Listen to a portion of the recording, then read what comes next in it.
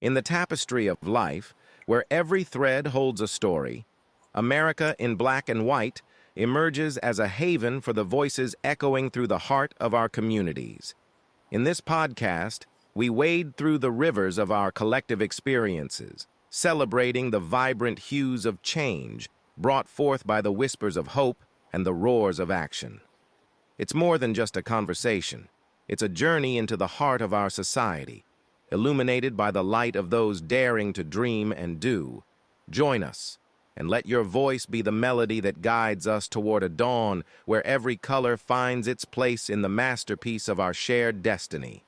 Together, let's paint a future brimming with the positives that dwell in our minds and the actions that shape our world. Good evening, ladies and gentlemen, and welcome to another episode of America in Black and White, where we are coloring conversations on the canvas of America. Tonight, we have a very special show that we are calling Women with a Passion. I want to welcome you all to a deeply moving and powerful edition of America in Black and White, where stories of resilience rise to center stage. Tonight, we honor four extraordinary women whose courage, creativity, and unwavering purpose have transferred pain into power and trauma into testimony. First, there's Dr. Catrena Elliott, a relentless advocate and visionary leader, brings a voice steeped in compassion and clarity. Through her book, she leads readers on a journey of healing, illuminating how the darkest trails can uncover the brightest truths. Next, there's Miss Melissa Jones, a fierce storyteller and truth teller, dares to unearth the wounds we often hide. Her words reach into the depths of lived experience, offering not only reflection, but redemption. Then there's Dr. Somone Washington, whose grace and grit are woven into every page she pens, reminds us that healing is not linear, but it is possible. Her work is a sanctuary for those seeking peace, power, and the permission to thrive. Last but not least, there's Dr. Shawn D. Witt, a literary light and legacy builder, shares her journey with raw authenticity.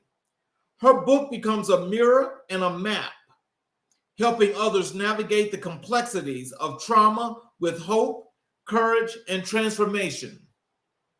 These women are not just authors, they are architects of change. Their stories carry the weight of lived struggle, but they rise with passion and purpose, becoming lighthouses for others walking through storms.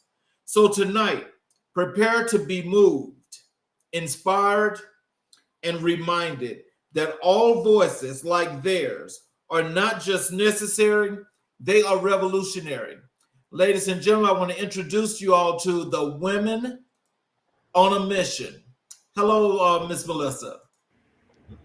Well, good afternoon. How are you? I'm great. Hello, Dr. Somone. How you doing? I'm doing excellent. Hello, Dr. Witt. How are you? Hi, Ms. King. Good afternoon. How are you? Where is Ms. Elliott? Hello, ladies. Hey. Can you not hear me? Yes, I hear you. Is Ms. Elliott going to be here? Yes, she should be on her way. Okay. Well, I want to tell you women that, I'm so honored that you all blessed me, to have you all on the show. Because when I participated in your book launch really moved me. And I got to say, the stories were more than just compelling, but they were so riveting that they were just touching, to where I'm sure that you guys have had to have gotten a lot of great feedback from that book launch. Yeah. So let's just start with Ms. Jones. Can you give us a brief introduction of who you are? Absolutely. Again, thank you so much, Charles, for having me on your podcast, and my fellow sisters. We appreciate this opportunity. My name is Melissa Jones, and I am an international best-selling author of the book Claim Your Comeback, Begin Your Journey to Healing and Wholeness, where I teach people how to build their own blueprint to come back from anything that has set them back in life. And I'm also, I like to call myself the elevation strategist. Again, that you can elevate yourself to wherever you want to be. It doesn't matter what you've been through, any setbacks, roadblocks. Just know that if you want it to come into fruition, it can definitely happen. So I help people elevate their lives. Wow. Dr. Washington. Yes, thank you so much for having me on your platform, having us. We really appreciate this opportunity.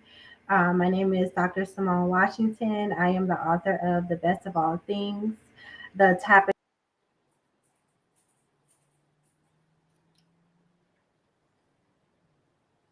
No, what happened? Okay. The tapestry of faith, hope, and the human connection. And this is just about a brief part of my journey through a medical illness, diagnosis, and ultimate recovery. And I wanted to share my story to inspire others who may be going through something similar, to be honest about how my faith was developed through this process, and just looking forward to making an impact in this world. Dr. Witt. Good afternoon. Again, thank you, Mr. Charles, for having me. Hello to my sisters and literary colleagues, if you will. I'm Dr. LaShawn, the global strategist. I am soon to be have an award winner, international bestseller author. I'm also founder of several businesses. I most importantly that holds dear to my heart is my nonprofit, My Sister's Keeper, which we focus on empowering women through education, workforce development, and spiritual transformation.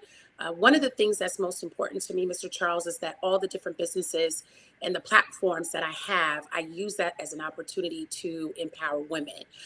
First and foremost, being a part of this group of dynamic women, authors in bloom, it's a beautiful extension of what my purpose is. And joining these phenomenal women who also have their own testimonies and sharing our stories together, I believe that with the four of us, there's so many lives that we're going to impact by being blended in this bloom of unity, if you will. My book is The Diva Herself. I survived my mess, and it's simply, I wanted to free myself and others from the shame and most importantly, the silence of surviving personal storms. My journey through, heartbreak, betrayal, and rediscovering my worth, it wasn't just about survival. It was about transformation. So I just wanted to give my voice to the women who God is going to allow me to speak into their lives. Wow. I think, all of you all are so powerful. And I do want to tell you that as we were promoting this show, I will honestly tell you that there were several women that was like, they're going.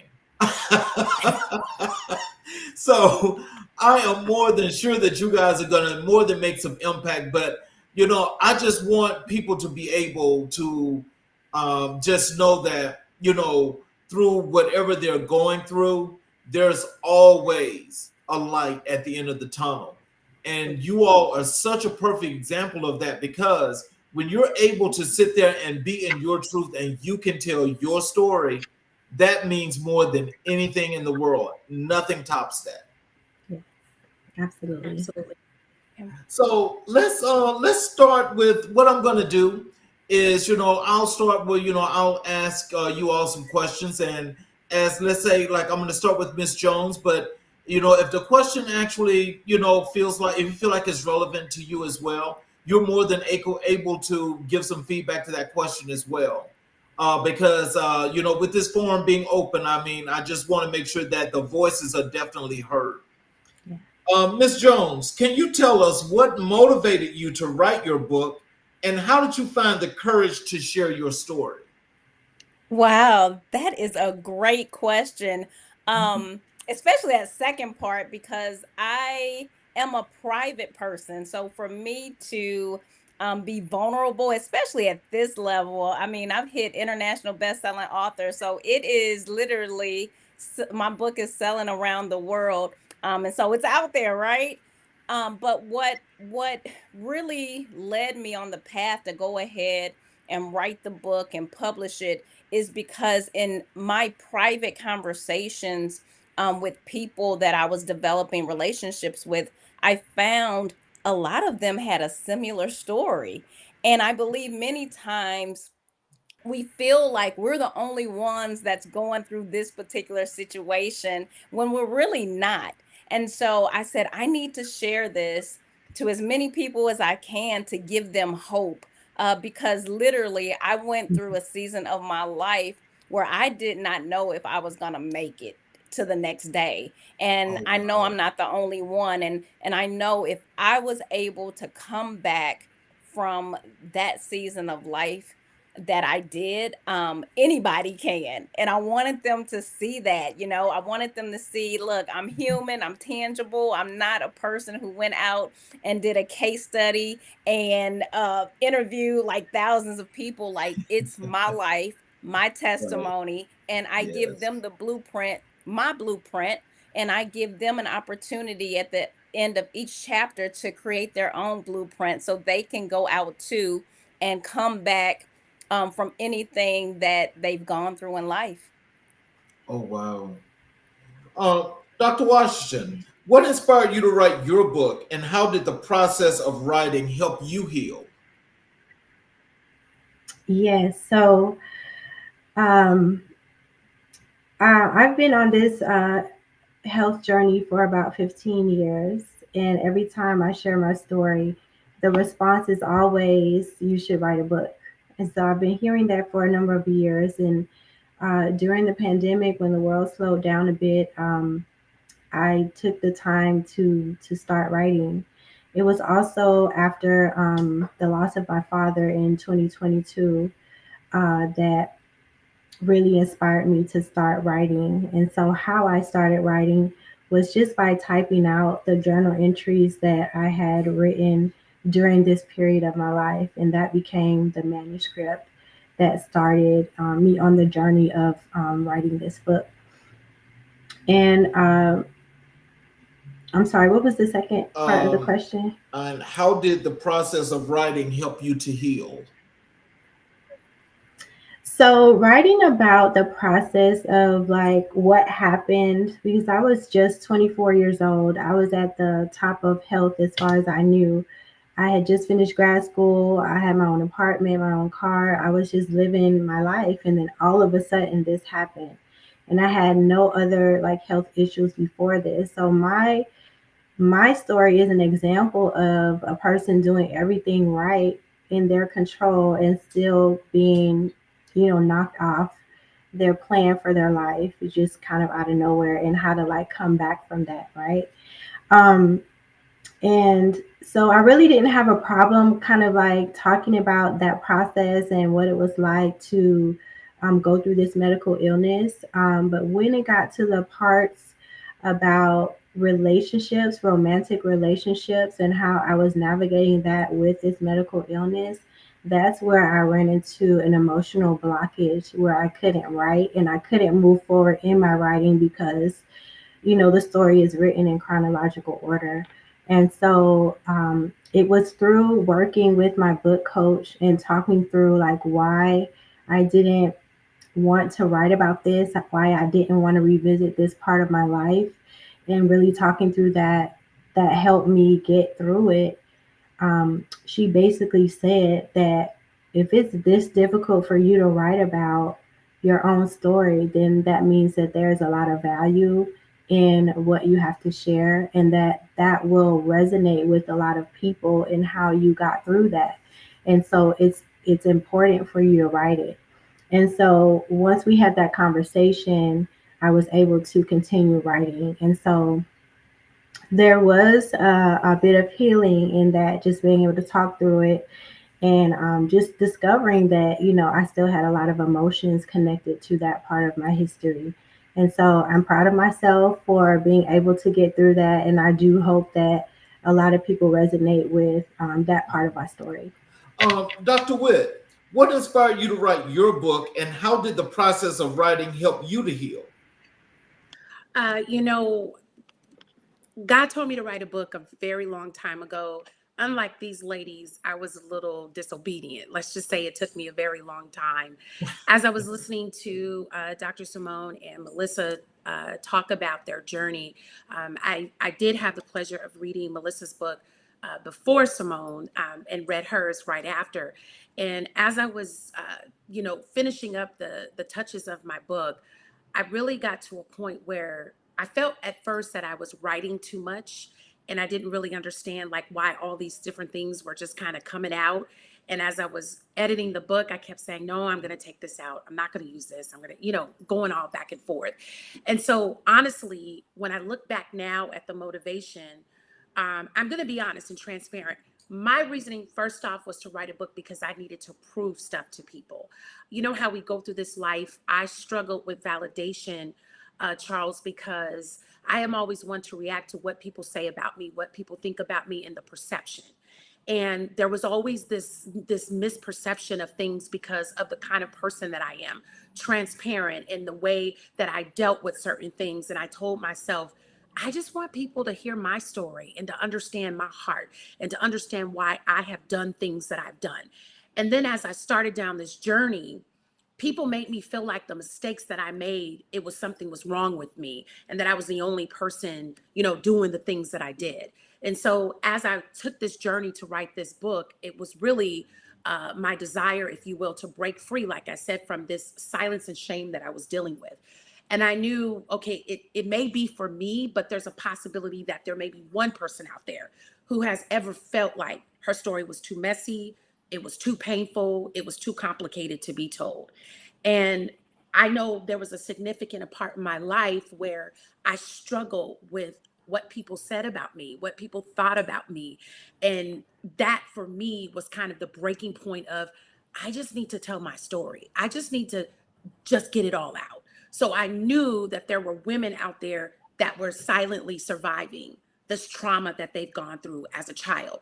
And I knew it was similar. I just didn't know how similar it was until people started reading the story and sharing their own stories. And so I wanted them to know ultimately that you may feel alone, but you're not alone, and that healing is possible. And I found my courage, if you will, the courage to write the story through once I got through that healing journey. Because sometimes you got to stop and make sure before you tell this story, am I completely healed? Because there were certain parts that I was writing and things were coming out, anger, embarrassment, shame, and all these things. And I'm like, okay, it's triggering. So even during the journey, I had to go back to therapy at some point. So God kept reminding me, yes, that, my pain had a purpose and my testimony could be someone else's breakthrough. And so the more I embrace that truth, I realized that vulnerability isn't weakness, it's power. So just like these ladies, telling my story, wasn't about reliving this hurt, but it was about reclaiming my voice and being able to remind women as I'm on this journey in different, avenues, that they're just like me. Our struggles may be different, but we all have something that we've gone through in life. Oh, wow. Before I continue, I just want to tell you all something, is that, we're launching our online magazine, right? Inside the magazine, I want you to know that there is an actual, there's a segment that actually covers this episode and talks about you all, because I think it's that impactful. And so just when you guys do get the opportunity, when you do get the magazine, when it comes out on August 1st, so it'll be distributed then. And I want to make sure that you guys enjoy that, because it really, really matters. Just as listening to just this first question here, this is impactful, and I really, I'm loving this. Let's stay with you, Dr. Witt. Can you share a pivotal moment in your life that shaped the message of your book? Oh boy, oh boy. That's always the question that I hate. because I'm always like, I don't even know. It changes every time. But again, thank you to the viewers that are out there listening. The pivotal moment for me that I think that I can really recall and stand on today, it came, when I found myself really broken and exhausted and really questioning who I was and my purpose. And, you go through this life where you meet people, you see them operating in purpose. You're scrolling on Instagram, people are living their purpose. Everybody's doing this, they're doing that.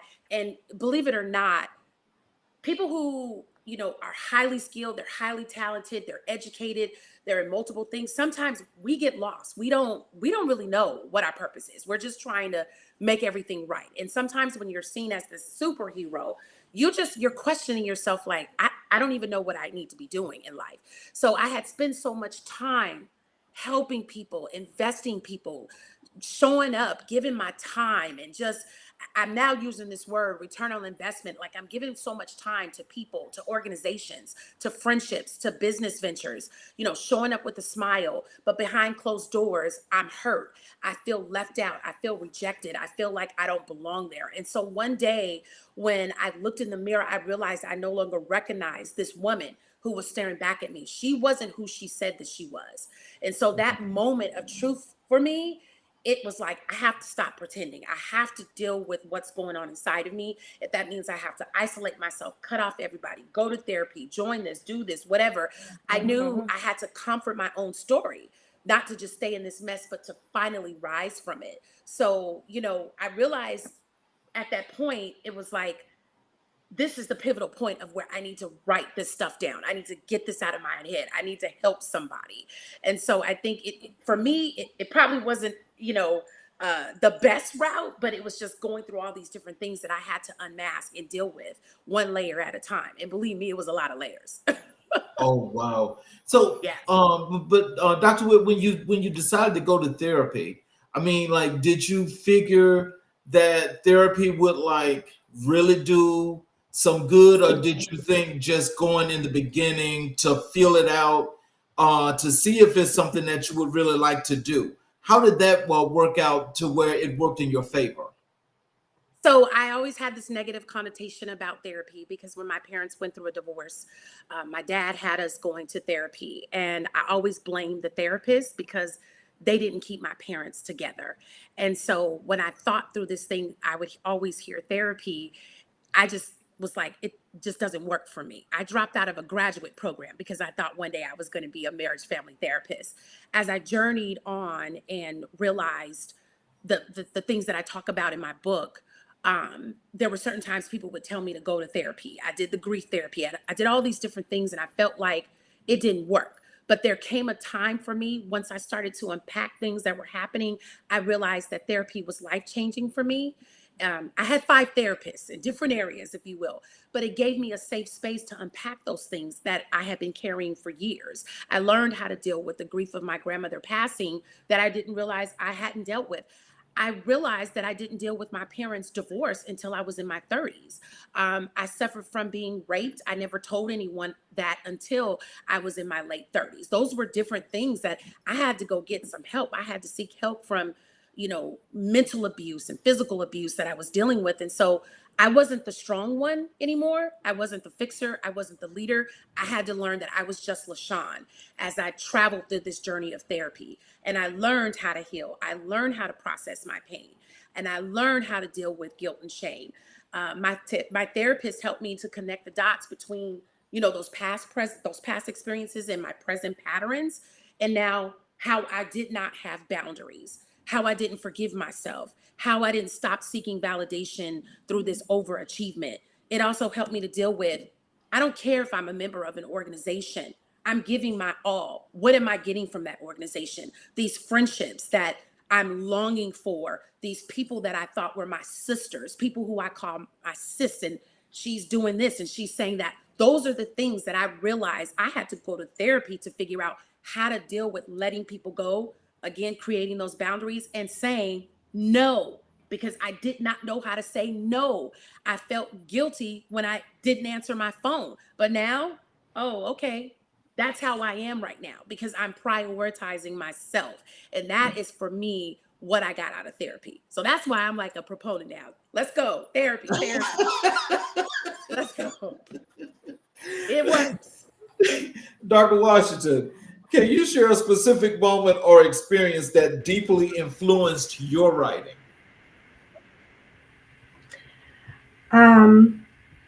Well, I kind of talked about that moment where it was hard to write, but I think the final stretch of getting published was the most challenging time for me. It just seemed like all of the support that I thought I had was just disappearing one by one. And I understand that they were probably attacks from the enemy to not have this book come out, because I know that it is impactful to add to the kingdom of God. And so my editor had my book for 3 months. And then after 3 months, she had 15 minutes worth of feedback for me. I was devastated by that and very disappointed.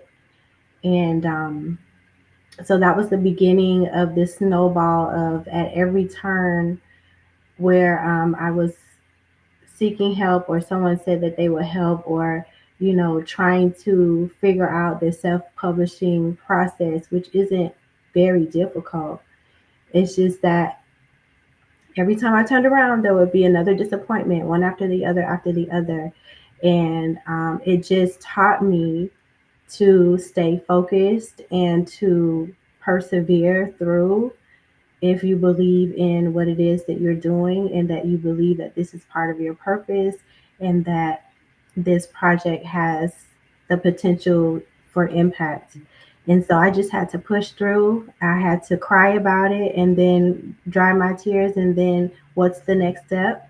I had to do that every day for several weeks until it got to the point where we were published, and I had a book in my hand that was a real book that I had created. So I thank God for the journey. I thank God for the perseverance that was developed out of it. And I thank God for the process, and being able to say that this is part of the process, that no matter what is happening, no matter what disappointments are coming, to push through until the end, because it matters that your project is done. Melissa, can you tell us, how has writing help you process and make sense of your experience? How has writing my book helped me Yes, process? and make sense Can you of your repeat that? experiences. Oh, yes. So for me, I felt like I was in a prison, not physically, but metaphorically. And if many of us are honest with ourselves, many of us will say, you know what, I do feel like I'm in a prison metaphorically as well. And what I mean is, um, I had like this prison of guilt and shame. So I was like living under the weight of like my past mistakes. Like I was of forgiveness, even unworthy. I had like a prison of fear and anxiety. So I was being emotionally and mentally imprisoned by fear, worry, or dread. Like I went through a season where I was abandoned. So I had that to deal with, and like what's gonna happen, about my future. I was in the prison of grief and brokenness. So I was feeling stuck in my sorrow. Some days I wasn't even able to move forward because of my loss and my trauma. Um, and then I think a lot of us deal with a prison of even unforgiveness. We may not look at it like that, but sometimes we're trapped by bitterness for from what people have done to us, and the unwillingness to forgive others as well. And so I had to deal with all of that. And so writing my book and showing people how I claim my comeback, literally, to go from where I didn't think I was even gonna make it, to now God just allowing me to thrive. It's incredible. So I hope that answered your question. Oh, of course it does. I would just want to ask each of you ladies to answer this question for me. In the process of doing this show, while you're telling your story, and you guys have got these wonderful books out. What do you want the audience to get from your story, especially other young ladies that may be going through this struggle? What do you guys want them to get from this? It doesn't matter who go first. Well, I can start. What I would like my readers to get from my story is a few things. For one, if you're going through and managing a medical illness, that you can still live a full life. Um, and, just within the restraints of what the doctors are saying is okay for you to do, making sure that nutrition and exercise is happening so you can have the best quality of life as possible. And also, it's also information for people who are in their lives. If you have someone in your life that is managing a medical illness, like really talking about those tangible ways to show up to support them. A lot of times we like to say, let me know if you need anything. And as a person who has managed a medical illness, I can say confidently that we don't actually do that. And so just responding more tangibly, like when is your next doctor's appointment? Would you like some company as you do that? Or when are you going to the grocery store again? Can I help you carry your bags or anything that you can think of that would be more specific is so helpful. I also want my readers to read about my experiences in managing a medical illness and dating, and how I allowed my medical illness to impact my self esteem and my confidence, and how that influenced my decisions on who to date and why, so that they can read my story and learn from it so that they don't have to go through the same thing that I did. Hopefully, reading about how I handled things will help them to know what the outcome is of that, and so that they can learn that lesson without experiencing it themselves, so that they may make better decisions and kind of just view themselves in a better light despite what their medical situation is. Dr. Witt, what do you want people to get from your story in your book? As Somone was talking, I was trying to think about probably what is the most important thing. I think, simply you can survive what was meant to break you, and not just survive, but rise, rebuild, and redefine your life on your own terms. Mhm. I want them to know that their past doesn't disqualify them from their purpose. In fact, it only prepares them for it. Every tear, every betrayal, every loss, it all becomes part of your testimony. I want people to see that healing is not a destination. It's a journey, and we're all allowed to walk this journey with grace, with faith, and without apology. I want them to see behind the titles, the degrees, the successes. There's a woman who's had to fight for her peace, reclaim her identity, and choose to live out loud. And so, if my story gives someone else the courage to take off the mask, to begin their own healing, or to finally believe they're worthy, for me, I've done my job. I've gotten the story and I've gotten them to the starting point. And I just want to be their silent cheerleader to say, sis, keep going, just keep going. Melissa?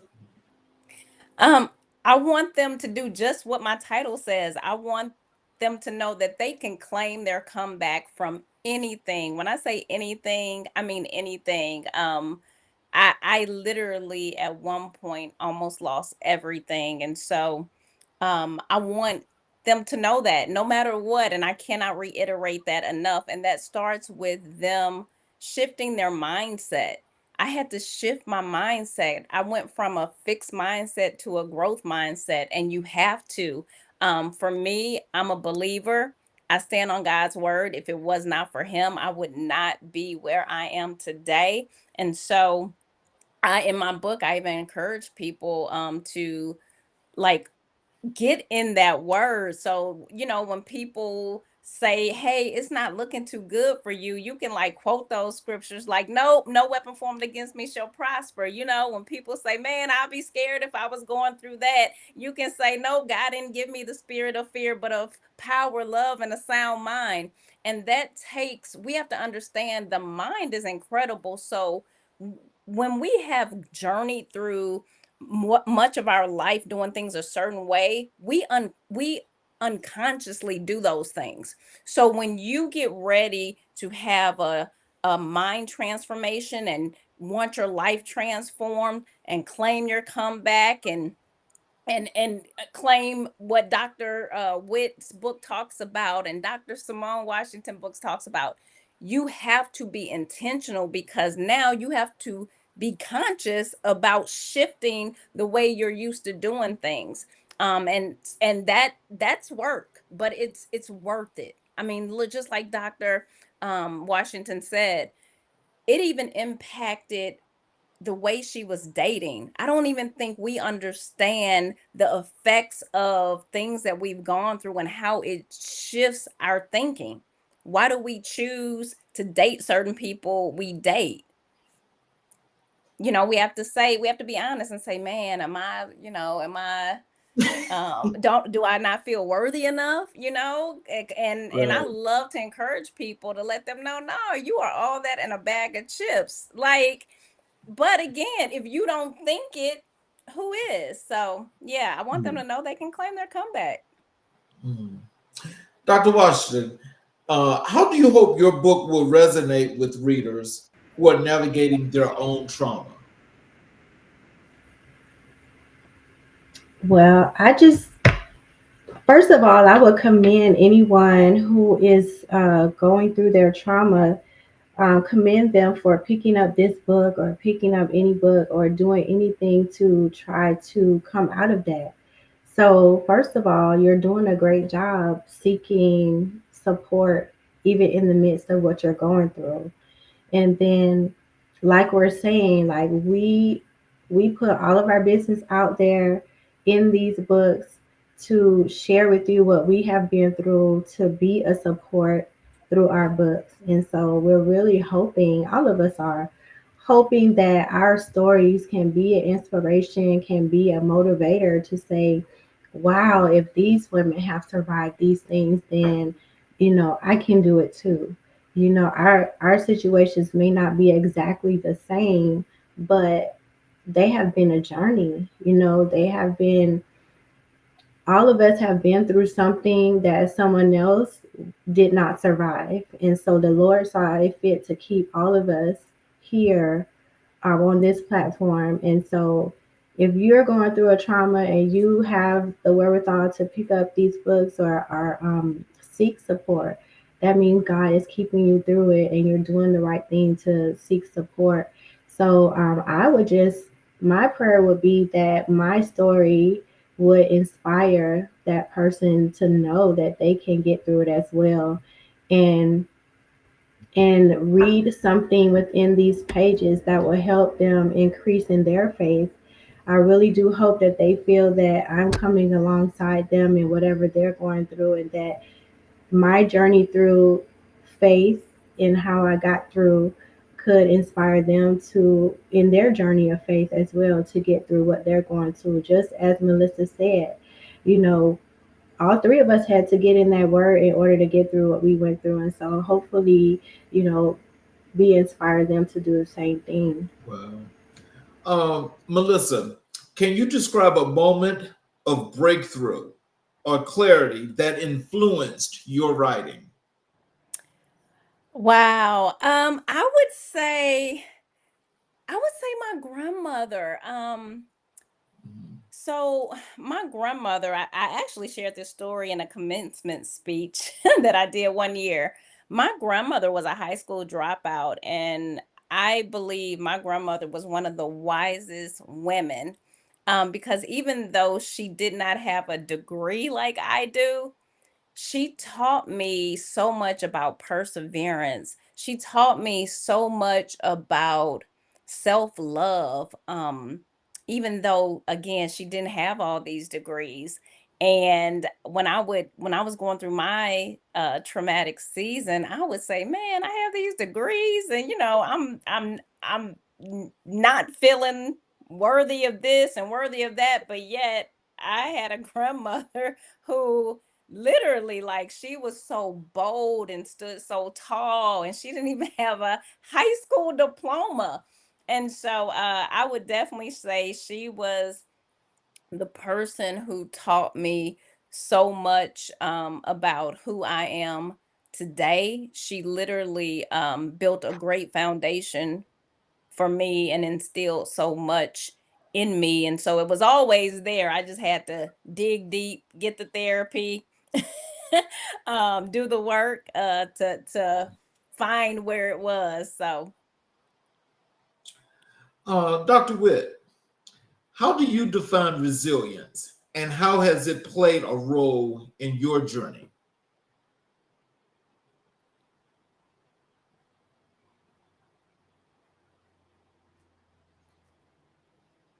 Put myself on mute. Let's see. Can you hear me? I don't know why it's glitching. Can you hear me? Yes, I can hear you. Okay, sorry. I'm out of the country, so my connection is a little slow. How do I define resilience and how has it, I'm sorry, I didn't hear the end of it. And how has it played a role in your journey? Oh, okay, got it. Okay, so for me, resilience is quiet strength, if you will, to like rise even when everything around you, tells you to give up. And I think that that's kind of what I had to really understand what resilience was as I was on this journey. And so for me, it wasn't just about bouncing back, but it was about bouncing forward, if you will, with wisdom on how I was going to navigate differently, grace and power. Resilience is the ability to keep showing up for yourself, even when, you're tired, you don't have anybody in your corner, you're healing, you don't have the money, you don't have the answers, there's so many different things. And so resilience, it's shaped my life, Charles. It's the thread really that holds it all together. When I walked through certain things of my life, heartbreak, betrayal, when I was sick, disappointment, and just moments of self-doubt, it was really that resilience. And like my sister said, rooted in faith, that scripture, we knew what was going to get us all the way back together. And that kept me from collapsing, if you will, under the weight of it all. It taught me things like I could cry and still be strong. I could fall all the way apart, but still be called for a purpose, and that I could survive the storm and still, if you will, rise to lead others while healing.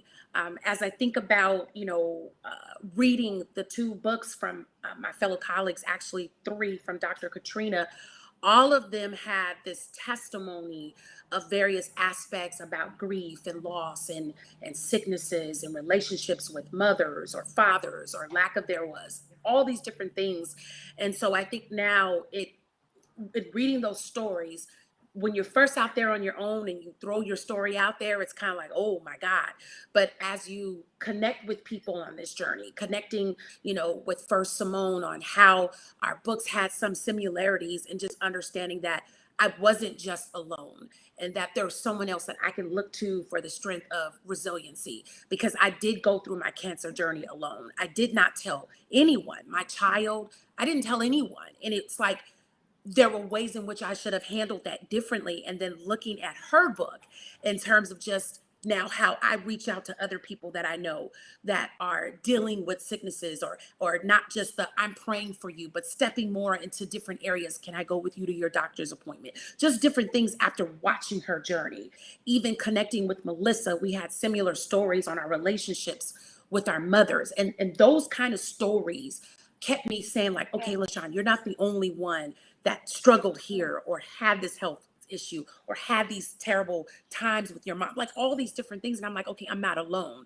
And so those are things that propelled, if you will, how to stay in this race, how to journey, and know that if I need a push, even if it's a like on a post or an encouraging word, I've got sister authors who know this journey and who can hold me accountable. And that's very important when you are in the front, because I'll be honest, Charles, these books, and I know my sisters can attest, spiritual warfare comes from these books. People prey on you. People know your story. People, they know what to do. And it's like, God, you put me out here like I just feel like I'm on this ship, and it's like, how do you stay unrooted? How do you stay on this journey? How do you keep going? And the resiliency is the mirror of now not looking at myself, but looking at my beautiful sisters, Catrena, Somone, and Melissa, like, hey, they did it. You need this, you need them to pray, you need them to cover you. And so I think all of those are in that pot, if you will, of how to keep going and how to just put it all out there, and just go after the journey that God has put you on. So resilience is powerful, but it took me a very long time to really understand the journey and how, that's really what it is. Let me put something else out here to you guys, because as I look at you all, and you all are strong Black women, you all are positive Black women. Black women have been doing this thing ever since the beginning. And so as you just think about, as you all are talking about your stories, and you just, like Dr. Witt just mentioned, resiliency. When you think about the times today, what is it that you think, I'm just going to say, the public in general need to learn from the strength of Black women? Let's start with you, Dr. Jones. I'm saying with Melissa. Wow. To learn that we have all been created to be set apart. I mean, that's in the Bible, and it doesn't mean that we're better than anybody, but it means that we are different from people. And so I believe once we embrace that and we really know that, like, to do a heart check, I believe the heart is the center, and like the Bible says, out of the abundance of the heart the mouth speaks, and I'm gonna even say the mind thinks. And so you really have to look in your heart and figure out what has happened, what seeds have been sown to make you think the way you think, to make you act the way you act, and then do the work, go to therapy. All of us have. It's a good thing. You need God and a therapist. Deal with that so you can get to the root and move forward, and then really know, like, you are all of that. I am so confident, and not in a cocky way, but like we all are. And you have to know that, and you have to be unapologetic. You you have don't There's apologize no for need it. for Just it. don't at all. If people say, "Man, Melissa, you are very confident," and am,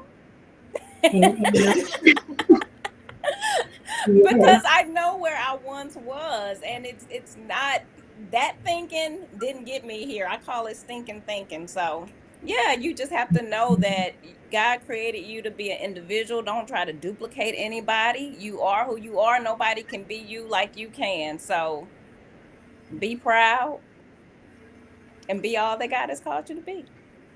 And Dr. Washington? To add to what Melissa has already shared, just to observe us as a collective, it's the core values that I think people can draw from us and replicate. We, our foundation is faith, is truth, honesty, loyalty, huge hearts, love, forgiveness. Like how many times we forgive for the same things, how many times we forgive the same people, how we don't act out of how we've been treated, the way that we are able to be self aware and self regulate to save people from what they rightfully should receive from us based on how they treat us. Like we demonstrate what it means to display unconditional love in every aspect of our lives, our friendships, our work relationships, romantic relationships, family. We are the cornerstones for all of these relationships. We absorb so much, and what we give in return is love. And so then we have to go into our respective corners to replenish ourselves, a lot of times by ourselves, right? And so Melissa said, we have God, we have therapy, and I'm going to add one more, personal development, because it took all three at the same time at one point in my life in order for me to become the person that I am today. And so, yes, it looks wonderful. Yes, it looks great. Yes, it's powerful and resilient and all those things, but it took a lot of work. It took all three, the trifecta, the trinity, in order for me to become who I am today, to stand in my confidence, to use my voice, to be an advocate for others.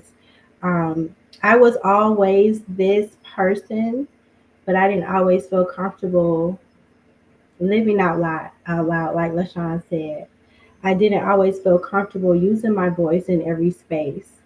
And so my advice is just to observe us, love us, nourish us, and replicate the core values that we display on a daily basis. Dr. Witt?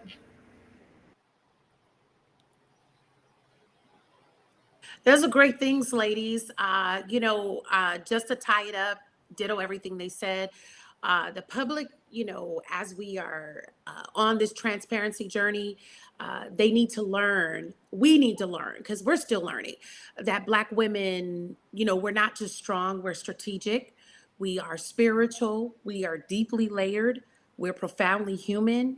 All of those different things. And for, far too long, as I'm kind of growing into this person that I am, I've seen how society has celebrated our strength, but at the same time, ignoring our struggles, but praising our resilience while, overlooking our pain and admiring, our leadership, if you will, while denying us a seat at the table.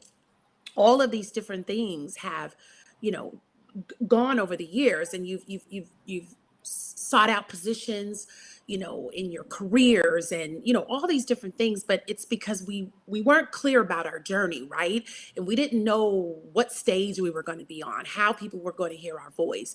And so we, as Black women, the four of us together, we are culture creators, if you will. We're truth tellers. We're giving it to you like it is. We're healers. We've walked through a lot of journeys, and that's why our books, again, are for women that not have to go through so many of these different things. The four of us, we carry generations, if you will, of wisdom. All of our books talk about that, innovation, excellence, everything. But, we're still fighting these battles that no one sees, even today, even after we've healed from this, because like I said, the journey just gets different as we keep going. So what the world, I believe, needs to understand is that our voices are not, they're not just valuable, they're vital. See, we don't need to be saved. We need to be seen. That's the motto that I'm walking in this year. We need our stories to be heard, our leadership to be respected, and our humanity to be honored. Listen, when you truly listen to a Black woman, the four of us together, when you listen to what we're talking about, you're not hearing these individual one voices. You're hearing echoes of a legacy that we are doing right now, that we're shaping these movements, that we're changing history.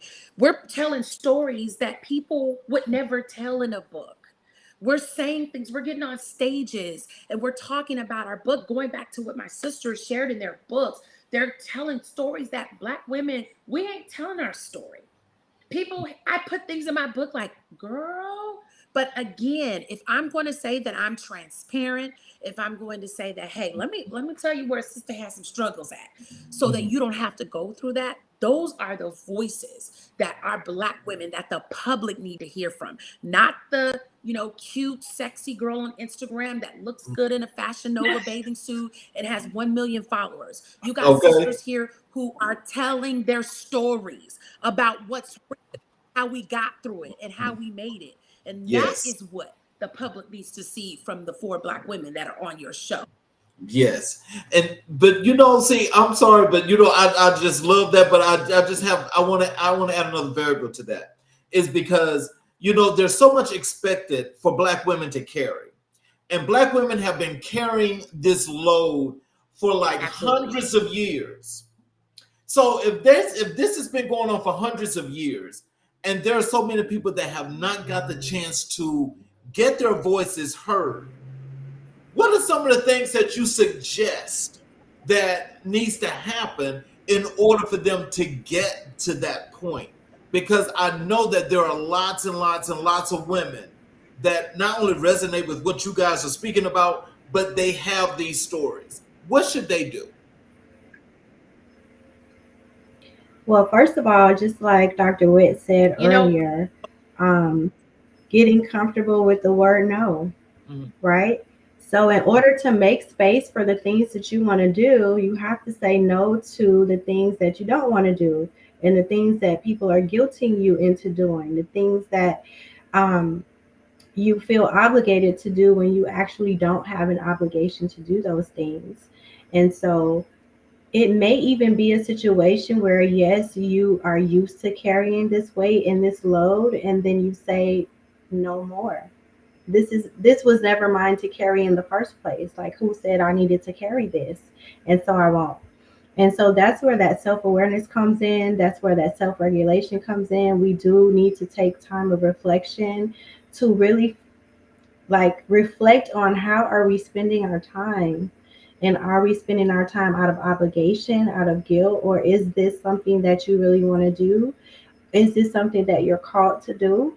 And if there's anything, because that's the one thing that we can't get back, right? It's time. We can make money, lose money, make it again, no problem. Time, that's it.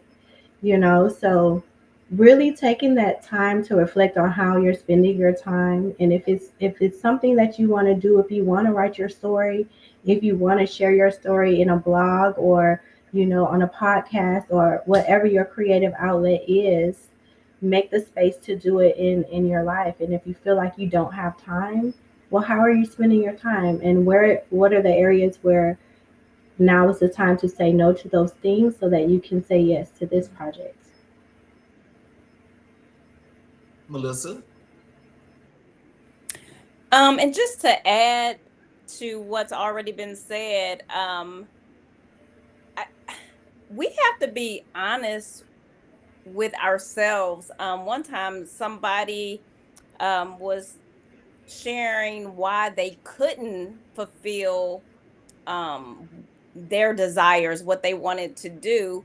And for whatever reason, I heard just excuses. And they were talking about, like, well, this person owes me this and this person did that and they owe me that. And I finally just stopped her and I said, you owe you. Like, we always want to make all these excuses, but we owe ourselves. We all get the same amount of hours every day. And we have to be honest and say, how can this person accomplish this and I'm still here? Well, like Dr. Somone said, you have to reflect and say, what are you doing it with your time? You can't, if you have a goal you want to reach, you have to discipline yourself. You can't do everything. I went through seasons where I'm sure people were wondering, like, if I still lived in the US, just because you didn't see me out at, all these galas and functions because I was on my grind. I had things that I wanted to accomplish, and I knew if it was gonna be, it was up to me. And so that's when I started seeing momentum. So you just have to be disciplined. You can't be going out and kicking it all the time, and hold yourself accountable and stop making excuses. I'm serious. I made my kids memorize a poem when they were, and they may have been elementary. Don't judge me, y'all. They may have been elementary, that said, excuses are monuments of nothingness that build bridges to nowhere. And those that use those tools of incompetence result to nothing, if anything at all. Amen. And that's facts. So stop making excuses. You owe you. Boo. Love you. Dr. Witt? I love that. I need to memorize that poem. So a Black woman, she can get her voice heard by first believing that her voice matters, right? Not because someone gave her permission, but because her truth carries this weight, this power, legacy, if you will. So we get our voices heard by speaking up, even when our knees are shaking, by telling our stories in rooms like we are, that were never built for us. We're sitting on tables, we're doing podcasts, we're doing our own thing, we're building our own platform. Whether it's by our books, some of us are in boardrooms, some of us are in the pulpit, some of us do our own podcasts. We're doing all kinds of stuff amongst our group. So we get heard, anyone listening to this, when we stop shrinking to fit into systems that were never designed to hold our brilliance. And where I'm at right now, instead of creating a space in their atmosphere, I'm creating my own space where my own voice is not just heard, but it's amplified. See, there's a difference between your voice being heard and your voice being amplified. And most importantly, when we get our voices heard by supporting one another, as you see here, this is not a competition on who sells the most books amongst the 4 authors. This is women who are coming together with our love for helping women to walk into their purpose, to heal. We may be bonded in a sorority, but we still have a love and a passion to empower women. And this is the definition of when one Black woman rises, she creates spaces for others to rise with her. Some of us may be gifted in details, organization, scheduling. Some of us may be detailed in running their mouth too much. Whatever it may be, our collective power here is unstoppable. Why? Because we're walking in alignment, authenticity, and audacity. Yes, ma'am. Yes, ma'am. Dr. Witt, tell us, what challenges did you face in sharing your personal story, and how did you overcome them?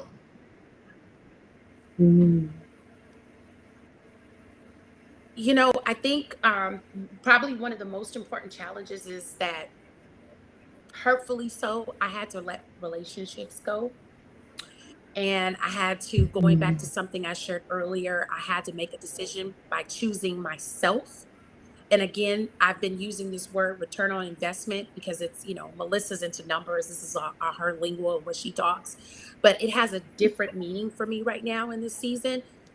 When I'm invited to something, when I'm asked to be on a committee, when I'm asked to do this, plan this, do this, I am now looking at what is the return? Because I give so much.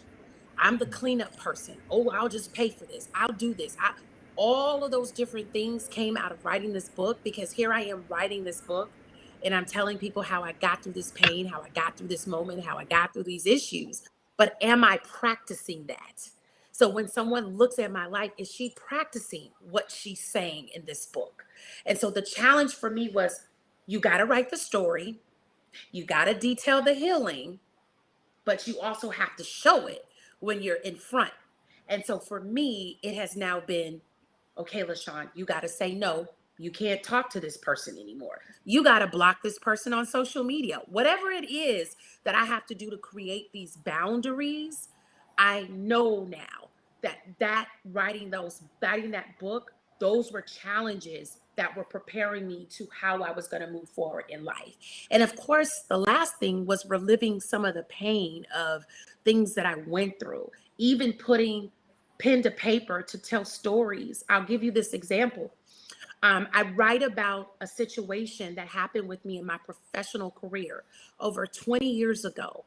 I did something that was so stupid that cost me to lose my entire career.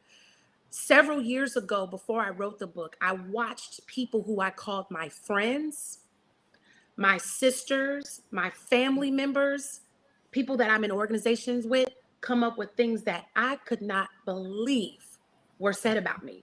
And I was just like, what? Like, it just didn't make any sense. And I'm like, where do people get this stuff from? And as I was writing the story, I said, I'm not going to tell this part. And I said, you know what? Now I'm going to tell this part, because at the end of the day, it's my story. But do you know the level of freedom that I got from that? I canceled my connections with those people that I was like, no, this is my big sister. She's the one that looks after me. She's the one that, did this for me. But that was the sister who stabbed me in my back, who pulled papers, who did this, who spread my information. That wasn't true. Those are the things that I had to let go because I was harboring negativity. Listen, I was like, I'm going to end people. Now, that's one thing about me that I've been delivered from, Charles. I know how to end people, but God has brought me a long way from that. Let me tell you, he be testing me sometimes. Because I be like, oh, no.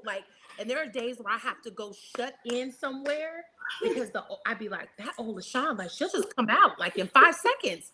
But those were the challenges that I had, because it was like, no, LaShawn, you got to tell people how to, when folks are talking about you, help them.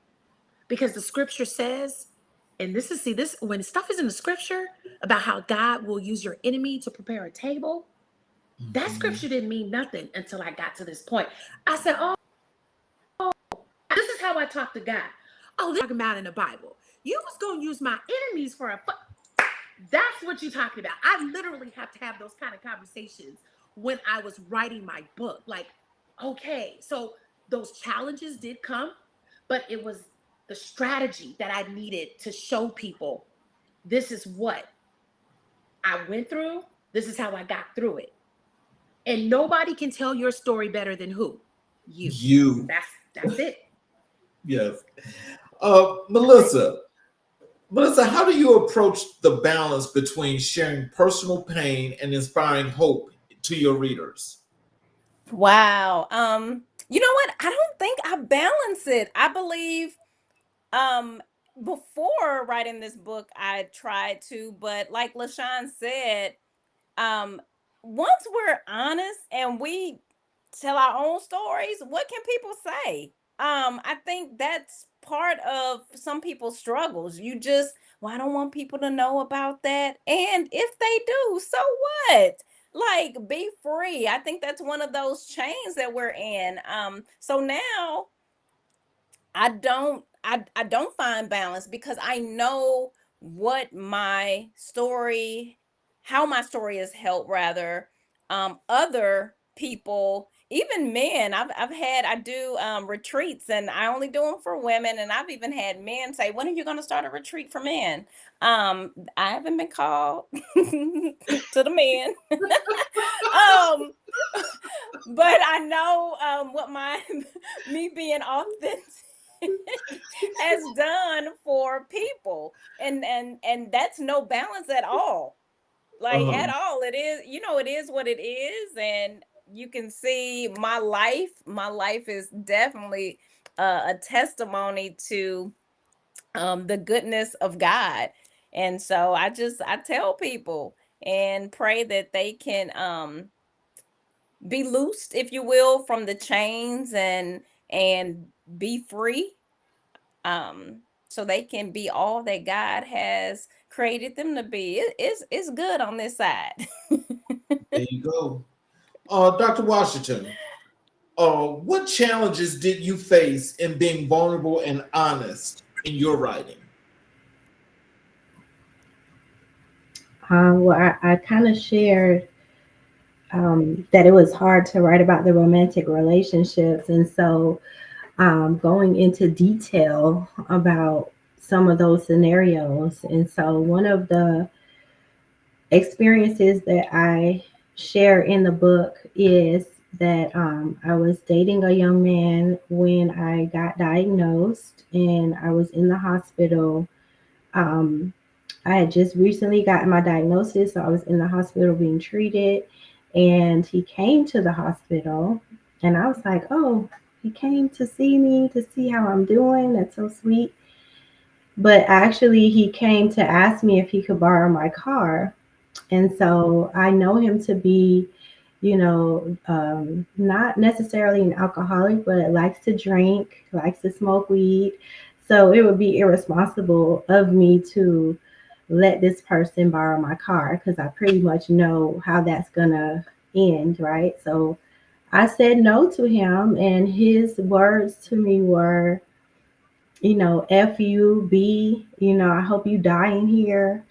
And he stormed Oh, off.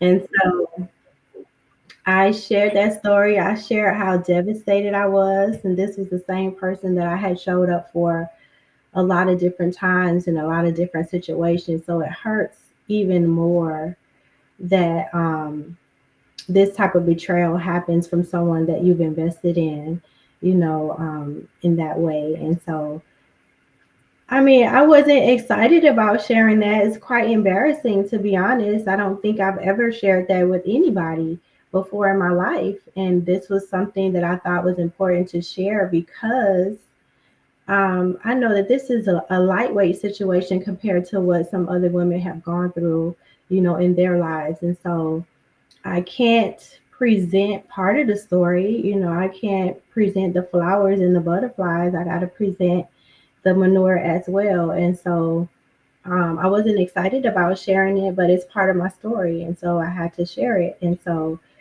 whatever, because I don't know what parts of my story would resonate with others. And so I had to tell the whole story. wow. So there were a lot of scenarios in my story that were not the best, that I may not have shared, with anyone before, or maybe I only shared with one other person. And now it's in the book. And like Dr. Witt said earlier, it's like once it's out there, you're like, ooh, it's really out there. Like people are going to read this and what are they going to think? And the truth of the matter is, as I'm getting feedback, from people, my focus is on like the medical illness and how I got through it. But a lot of women are saying to me that they resonated with the parts about the romantic relationships because they have been through something similar. So then what if I had not added that to the book because I was trying to protect myself from embarrassment or whatever? And so yeah, it was difficult, but it had a reason, it had a meaning, and maybe that was part of why I experienced it in the first place, was to share it with others as part of my Oh, testimony. wow. Now you know what? Now you definitely got to give me some pointers because I've actually started writing part one of my autobiography, and I'm kind of afraid. Okay, That congratulations. so Yeah. but the strength. Hmm. Did you like feel like people would just be maybe looking at you crazy, or what was your self-talk in that whole process? Yes, I went through all of those emotions. I went through like, oh my gosh, people are gonna think that just they could just run all over me. I'm just a pushover, and I thought all the things, and so I was just like, that whole romantic relationship section, I avoided that thing like the plague for weeks. Uh, you know, up until that point, every deadline that my book coach had given me, I had made or beat the deadline. And so when I'm spending weeks on this section, and she's like, "Hey, where's my stuff?" Like, and then we had to have that conversation. And so yeah, no, I wasn't excited about it. I went through the range of emotions. I broke down in tears because so the truth of the matter was, part of the reason why I didn't want to write is because I didn't want to go back to those Right. places. I felt that if I allowed myself to go back to remember those things, that I would somehow regress and lose the progress that I had made through therapy and through prayer, through my faith and through my personal development. I thought that somehow I would lose all of that if I'm going back to think, because it's not just thinking about what happened, it's like you're reliving it in order to tell the story in the way that it happened. And I was so afraid that I would regress and become that person again, that that's what I was trying to avoid. And so it was through my conversation with my book coach, who happens to be Dr. Catrena Elliott, by the way. Um, she was really great about walking me through how, first of all, that's not what's going to happen. Like, you've done a lot of work on yourself and you will still be that girl, you know, just write it down, it's important for others. She was like, if you keep the focus on the fact that you are helping other people through telling this part of your story, then, that's really what helped me get through it. So she's like, this is not about you. This is about all of the people you're helping by sharing this part of your story.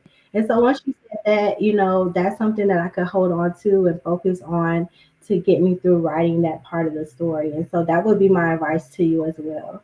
It's like, just keep focused on all of the people that can be helped by reading the things that were the most difficult for you to write. Wow. Oof, that's heavy. That is heavy. I'm just telling you. Oh boy. I don't know, but I feel that, because it's kind of like, when you jump on two sides, you're like, okay, yeah, you're gonna put this out there, but then it's like, oh no, I don't know about that. So it's kind of like it's written, but I mean, like, I don't know if I don't know. When it comes out, I mean, you guys get a chance to read part one, but I don't know. I mean, it's just like, it's appreciative to hear the strength, and just the feelings and how you guys like just push forward with that. I don't see, that's why women are stronger than men. So I don't know, that's pretty tough, but I definitely appreciate that, because I don't know, I guess sometimes when you think people gonna look at you kind of crazy, that's all I'm thinking about. Like, oh my God, what are people gonna say when they read this? What is that like? Like, Yeah. really? um I think what you'll find, though, I think that it will be less about people looking at you a certain way and more about, oh my gosh, someone else went through this also. And so they'll be running up to you to say, thank you so much for sharing that, because I went through something similar. And they'll be asking you more questions about how you got through it. So you'll have more of that than anybody looking at, because people understand the context of, this was a period of your life that happened already, and you're a different person now because of it. So, people do have that context. And so I think it will be more of people being grateful to have someone else to relate to on those points, and they'll be asking you for advice on how you got through it. Dr. Witt, how do you hope your book will impact readers who may be experiencing similar struggles as you? I think just overall, the message is just, you're going to get through. You're going to make it. You're going to survive. You're going to prosper. So many different messages, but I hope that as they're reading it, they know that they read my heart behind why I shared what I shared, how I got through it, how sometimes you have to be alone, separate yourself, change careers, find new friends, leave the man. It's all kind of stuff you're going to learn. So I think, just that you can make it and you can get through, because I didn't have people on the other side to tell me, you're going to make it, you're going to get through, things are going to be okay. It just didn't work out like that for me, but I was always there for everyone else, supporting everyone else, cheering everyone else on, being there for them. That I missed a crucial step, and that was being there for myself. And it started at a young age of trying to be this fixer, be this person who, will make everything all right. Going after my mother at a young age to try to help her push against her drug problems and rescuing her, trying to keep my parents together. It started at a young age for me. So hopefully, as the reader is reading, they will also come to that point of, how did I get here? What did I do? It's okay if it was not the best way, or if it was wrong, or you shouldn't have done this, or whatever it may be, but how did I get here? That's the first most important thing. So it's not just about how did she get through it? What was the journey? What did she do? Because everybody's story and journey is going to be different. But most importantly, how did it start? How do you address it? And how do you move past it? And how, most importantly, do you forgive yourself? I think that's the biggest piece of it, is forgiving yourself, letting go. I didn't do right. I make mistakes, whatever that might be. And how do I push past those kinds of, trauma experiences that you have to deal with? I think that for me, that's the most important thing that I would like to hear feedback, hear other great testimonies, read stories such as yours in the making. But how did something that I wrote on one of those 300 something pages, what did I write that helped you say, this is what I need to do to get past that? Dr. Washington, how has your understanding of healing evolved throughout your journey? So, at the age of 24 years old, I was diagnosed with end-stage renal failure. My kidneys were working collectively at 10%. I was a woman of faith at that time, but I was afraid for my life. I thought I was going to die, and I didn't know what to do. When I started dialysis, my dialysis technicians were people of faith, and they spoke faith over me.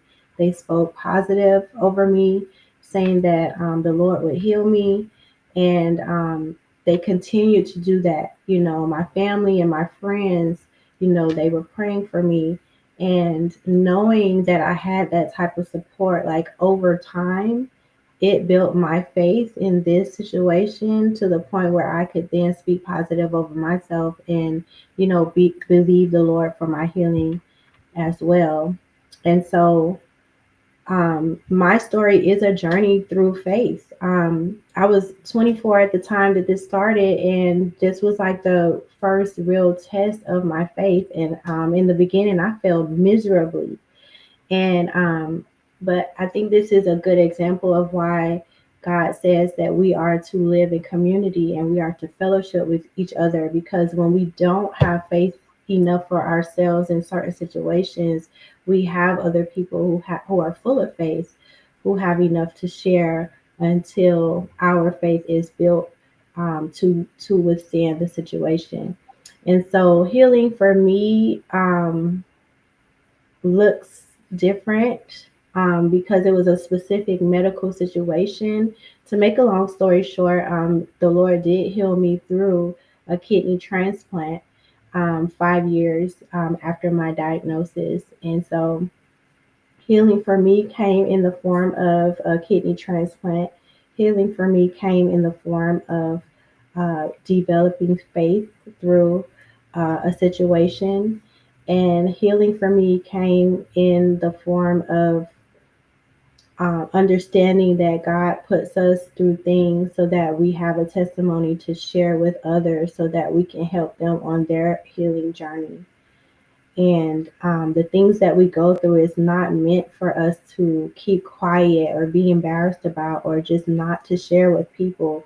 It is our testimony, and the word says that we are obligated to share that with others so that we can add to his kingdom. And so we heal through the community that is each other by sharing our stories. And so this is another encouragement for you, Charles, to get that book on out, because I'm sure you have powerful testimonies in your journey as well. I do. Especially when I died. Seriously. Melissa, What was the most challenging part of writing your book, and how did you overcome it? Ooh, the most challenging part of writing my book was writing the real, authentic story because it involved family, and that was scary for me. I did not want to offend anyone. I didn't want to upset anyone, and I definitely wanted to share my story to help people. But I knew that was a chance that I was taking, right? Because you know how people are like, don't be putting our business out there. Especially black people. Y'all know the saying, what happened in this house stays in this house. And so I was concerned about that. I did have conversations with those individuals that are in the book prior to the book being published. A matter of fact, I interviewed them just to make sure my recollection of some things was in alignment with what actually occurred. So that was very scary for me. It did cause, some people to not agree with me publishing the book. Um, and I chose to do so. And I tried to bring those individuals on the journey with me. When I made international bestselling author, it gave me an opportunity to get on platforms like NBC, ABC, Fox. And so I wanted them to come on that journey with me because, again, I just felt, man, how many other people have our story? And how many people can we help who share a similar story? So that was my sole purpose for writing the book. And what was the second part? So that was what was challenging. Okay, and how did you overcome it? Oh, I overcame it because, again, it goes back to my heart. My sole purpose of writing this book was to help people. I felt that I was the only one who had this type of experience. And even when I started talking with Dr. LaShawn Witt, I'm like, oh my goodness, we have similar stories in this certain situation.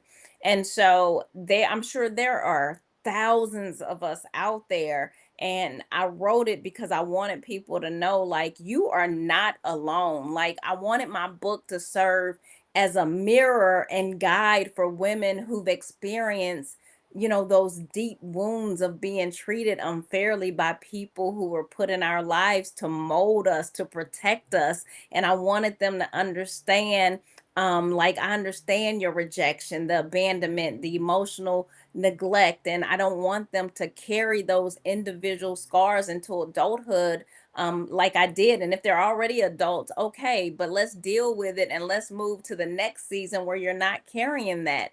I didn't want them to question their worth and struggle to trust people or even trust themselves. So I just knew by sharing my story, I wanted women to see that they were not alone. I wanted them to know that their pain is valid because I didn't feel like my pain was valid for many years. I wanted them to know that their pain doesn't have to define them. Um, yeah, I want them to process their pain and break the silence and break the shame and recognize the patterns, and yeah, you have that abundant life. So, just a follow up to that, how has your personal journey shaped your perspective on trauma and healing? How has my personal journey changed my perspective of trauma Shaped, and healing? shaped your. Shaped it. Mhm. Oh man.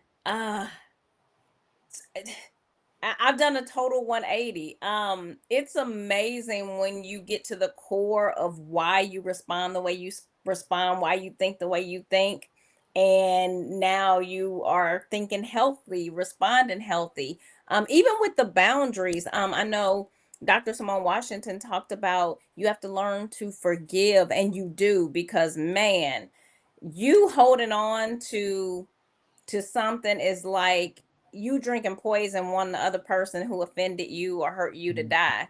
And I want people to understand, because when I say that, sometimes when I say that from a platform, sometimes I get these looks like, you got to be kidding me. Now you want me to, like, forgive this person who caused all this trauma, and the level of some of our trauma is really deep.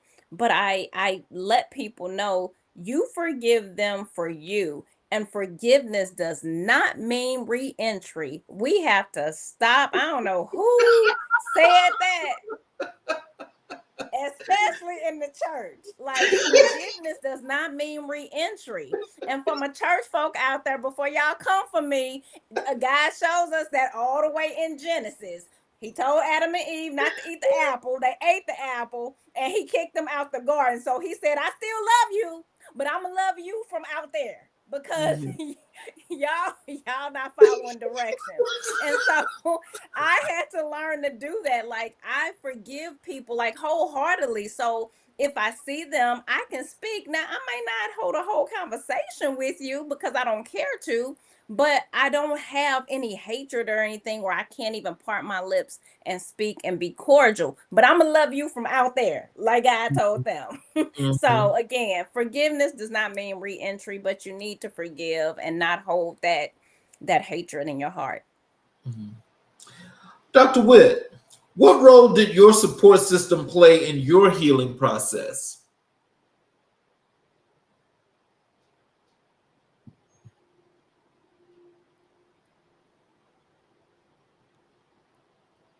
I keep forgetting I need to come off of mute. What role did my support system? I think there were so many different facets of different things that, I went through, and a lot of things that I openly share. But my support system was absolutely, in some aspects essential to the healing process. There were moments when I couldn't even pray for myself, Charles. I would just fall out and cry. And there were times where I just needed people to come lay hands on me, to come pray. I was in the hospital, my third attempt to suicide. I made my way about 20 miles. I drove myself, barely any clothes on, no shoes, no ID, no phone.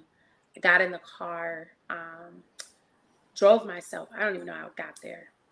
And I was at a grocery store, and there was, I guess, well, I write about it in the book. There was this moment where I met God in the grocery store. I fell, cut my foot on the freezer aisle because I had ran myself into the glass door that you open up in the freezer section.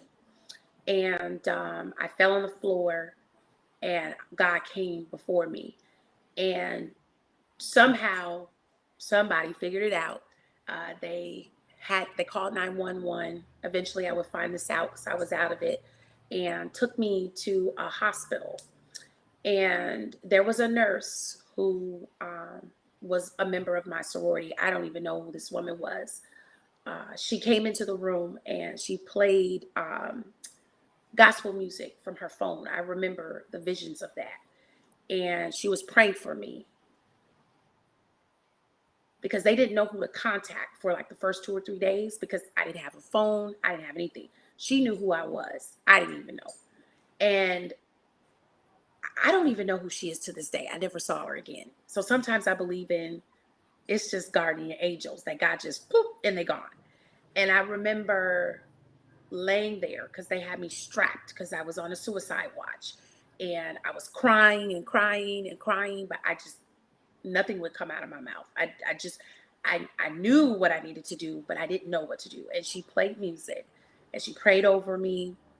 And I'll never forget that, because when I doubted my worth, and when the weight of my past felt so heavy to carry, it was the people that just God placed. It wasn't the people that I was looking for. It wasn't the people that I expected. It wasn't the people that I kept saying I need help. Whether it was those people that kind of came through the journey, they reminded me of who I am. I did have one spiritual mentor who spoke earlier in the show about the therapist that helped me to untangle my emotions. Each person played a different part, if you will. But these weren't people that I knew to be there when I was going through it. They created a space for me to be vulnerable without judgment and just basically to fall apart without fear. I needed to fall apart. That was the only way that God was going to rebuild me at his pace and put me back together again, right? So my support system reminded me that I didn't have to be strong like I always was. And at that time, I was jacked up. I mean, I planned out how it was going to happen. Everything was ready to go. There was no way I should be sitting here 9,000 miles away from my home sharing this story, because everything was done and I woke up and I don't even know how I got to where I got to. But that's the one testimony that I speak on often about. When people try to take their lives, they're successful. I tried 3 times. That's why I know I don't know who I'm here for. I don't know what all I'm supposed to be doing, but I owe God the rest of my life to use my voice, to use my story to help people. And that kind of unconditional presence that I had in my life gave me permission to, one, heal deeply, not just functionally, so that I can help somebody else that's going to deal with something similar. So that's that. Oh, wow. Dr. Washington, what role has faith and spirituality played in your healing process? And so, as I shared earlier, when I first got my diagnosis, my faith was very low. And it was the community of people that gathered around me who had more faith at that time over my situation that helped me through it. So I really thank those people, and I encourage others to keep the faith and to always share their faith with other people. The pastor mentioned this past Saturday, it's like that's one of the reasons that we're commissioned to come to church and fellowship, is because some people walk in there barely making it in, having no faith for themselves, and they get placed right next to someone who's full of faith. And by the time we all leave, the goal is that we all be full of faith. And so I am just grateful for those people who stay full of faith and who are always full of faith and willing to share that with others, because that's what helped me through my situation. And I think it was important for me to be honest, because I'm not one of those people that grew up in church. You know, my parents, were made to go to church several times a week. And so when they became adults, they said, we're not making our kids go. And they didn't. They taught me about God. They read the Bible to me. They told me to memorize the 23rd Psalm. But they said, if you want to go to church, you can do that. We're not going to stop you. We're just not going to take you. And so I think it was important to represent this population of people who didn't grow up in church and how they found their own way to faith, and just tell that story, because I don't know that a lot of people are honest about that. Some people, once they have their faith and once they are in church and maybe they have a title in church, and then that's who they are. And a lot of people are not honest about how they got to be that person. And so I thought it was important for me to share that not everyone grows up in the faith in the same way. And so I thought it was also important for me to share being honest about not having a lot of faith in the beginning of my journey in this medical illness, because I want people to know that it's a human response. If you're afraid first, if you're scared first, if you think that you might die, like that's the human response to some things that might happen, and it's okay, because that is true for a lot of people. And sometimes our society makes us feel that we are not children of God, or we are not faith filled if we have that initial human response to things. And so I just thought it was important to share how I honestly felt in the beginning so that people will know that if they felt similarly about some devastating news, that that was okay. It was normal. And how I developed faith, through my situation with the help of others. Melissa, what role does storytelling play in the healing process, both for you and your readers?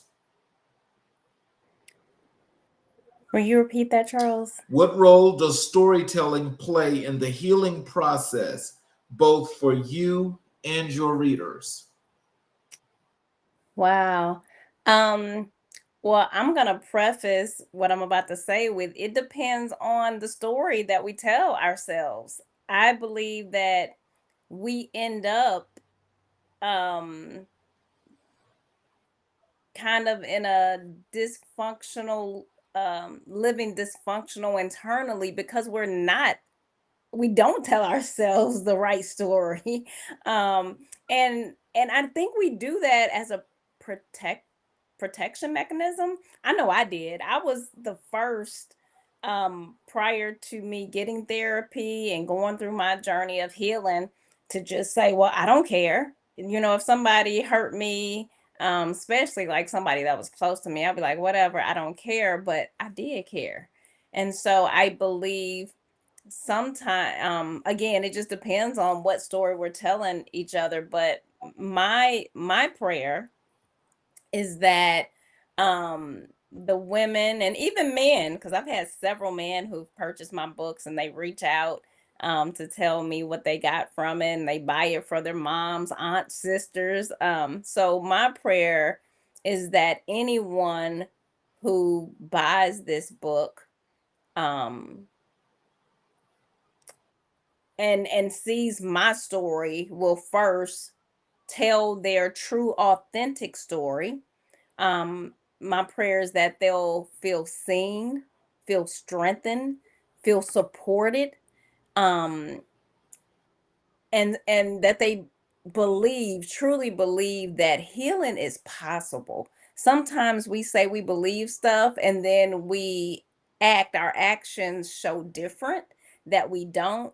And I really want them to know that healing is possible no matter the age. I don't care if you in your 80s, 90s, if you are still breathing, and like, it's possible. And it's possible because you are looking at three ladies here who have been through. Do you hear me? And so know that if you all can see us, hear our story, go buy our book so you can read our stories, know that if it happened for us, we walked a similar road. Like, it can happen for you. But you got to be honest and tell your authentic story. No cap. I think that's what the young folks say. My kids say no cap. So Dr. Washington, can you discuss a particular chapter or theme in your book that is especially meaningful to you? Yes, I would say the last chapter is meaningful to me. It's all about the human connection aspect of my story. And it really talks about the importance of becoming an eye, organ, and tissue donor and what that means, especially for the Black community. We are among the highest in need, but we are among the lowest number of donors. And so, what it means to be a donor is that at the end of your life, you've lived your life to the fullest, and at the end of your life, you're saying yes. It's okay for you to use parts of me that will help others to extend their lives, give them a second chance at life in the same way that someone did for me. It also explains the importance of making that decision for yourself so that in that moment we're not putting our family members in a situation where they have to both grieve the loss and also make this type of decision in the same moment. And so making that decision for yourself sharing that information with your family is important. I try to do my best to dispel a lot of the apprehensions that people, especially of color, have about signing up to become donors. And I hope it to be an educational tool to enlighten people about the process, to answer questions that they might have about it, and encourage them to really consider becoming a donor, because without it, I wouldn't be here talking with you on this platform today. Dr. Witt, can you discuss a specific chapter or passage in your book that holds deep personal significance to you?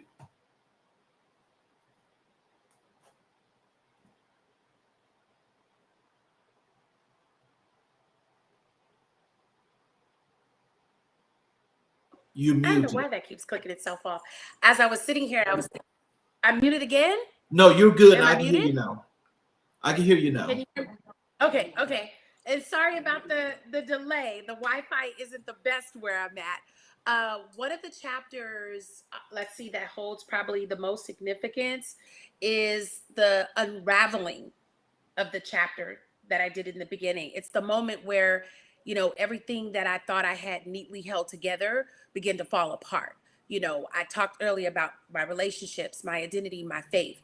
And so that chapter, that section, because my book is in parts, it was very raw and painful because it was so deeply personal. And writing that chapter, it felt, as you going back to one of the questions you asked earlier, it felt like I was reopening a wound, if you will. But it was honestly the chapter that I really had to write heavy about, because that was the beginning of my true healing. I talk about, in that feeling unseen, if you will, if feeling unseen and forgotten, and how I was questioning the version of myself that I had built for this world, what I thought was the version of myself. I knew at that point, after I was going through and writing certain things out, I knew in that specific chapter that that was not the real me that I lived. And I finally was able to say, wow, you were damaged.